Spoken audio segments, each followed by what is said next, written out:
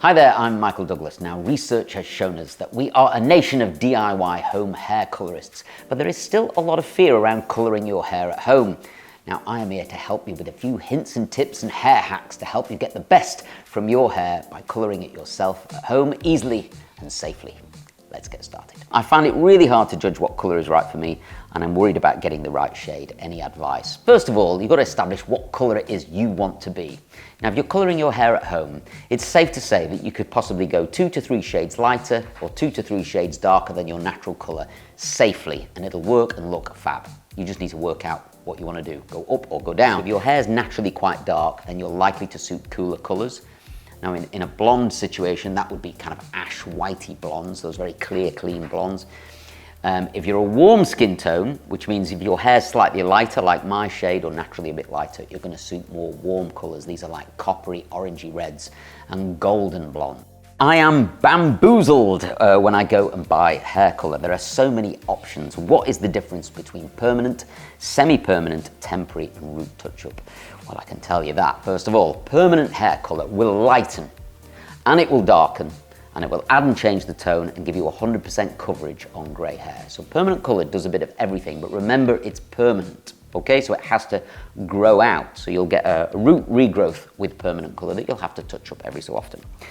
Semi-permanent is brilliant, a brilliant introduction to colour, right? So you can put it on your hair, it washes out after about 20 to 28 shampoos.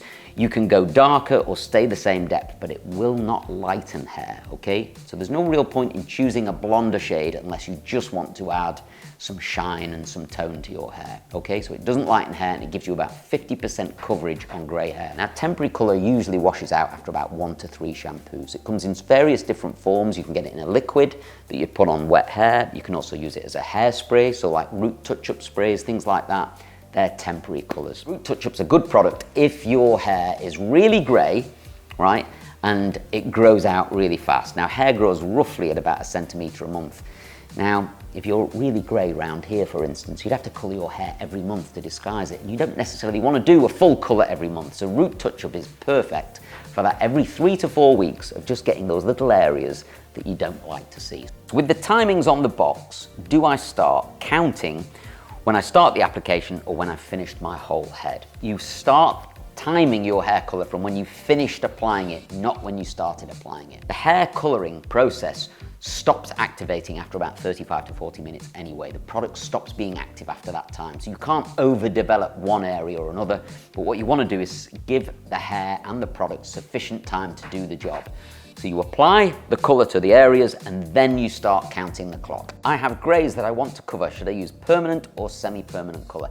Now, this is quite an easy answer. Permanent colour gives you 100% coverage of grey hair. How do I do the back of my head when I can't see it properly and my arms start hurting? Yes, I know. It can be a bit tricky. You can use a little tint brush. You can get a little brush from the hairdressing wholesalers or something like that, and that's really helpful to help you divide the hair up and get it on in those areas. So there's no rush to colour your hair. You know, a lot of people think you've got to do it super fast to get it on before the clock starts ticking, but there isn't. There's plenty of time. I would say do the most important areas first, which is the hairline, parting, temples, round the ears, then start at the back and work away to the front. I'm a natural brunette. I quite fancy going lighter for the summer. What should I do? So first of all, you've just got to work out how blonde you want to go, Naomi. So if you want to go really blonde, you're going to be looking at a super high lift colour or a bleach or something like that. Something that will give you 7 shades of lightening. Now this is really good for getting you past through that orangey stage and give you a really nice clear blonde colour. But if you want to just go 3 or 4 shades lift, you could use like a permanent colour, but go for the high lift shade in permanent colour. The other thing I would suggest is you use an ash shade if you're going to use permanent colour. Now the ash, which is normally denoted by a letter A on the box, will neutralise some of those orangey tones that you can sometimes see when lightening your hair and give you a much nicer blonde colour. My hair is coily / curly, but I'm worried about damaging the texture when I colour it.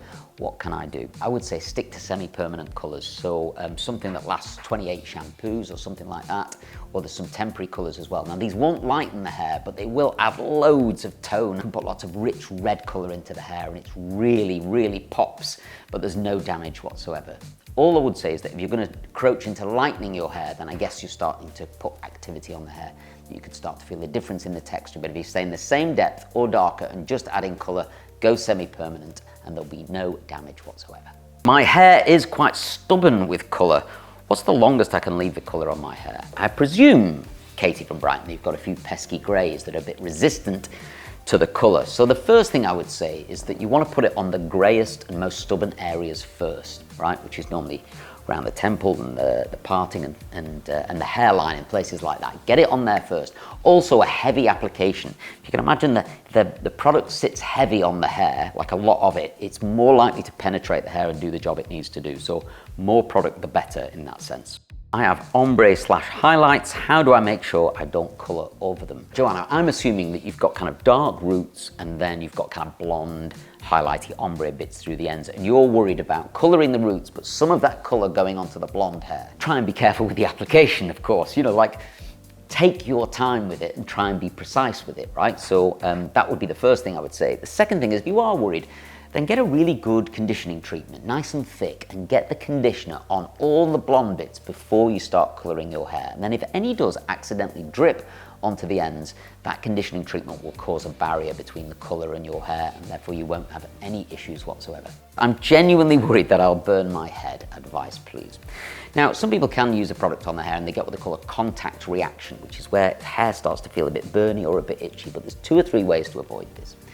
The first one is obviously with skin test. You can do a little skin test and you can see how your body's going to react to it. Most of the time it's going to be completely fine. Your scalp produces sebum, oil and grease and sweat, and this creates actually a protective layer over the scalp and all your skin. It's actually called the acid mantle. Now, the longer you leave between hair washes, the more acid mantle you get. This is a protective layer. So if you're going to colour your hair, let's say you're going to colour your hair on Wednesday, then you could wash it on Sunday, but leave it till Wednesday and colour your hair then. Thank you very much indeed for all those questions. I hope the answers have been really helpful. I will see you next time.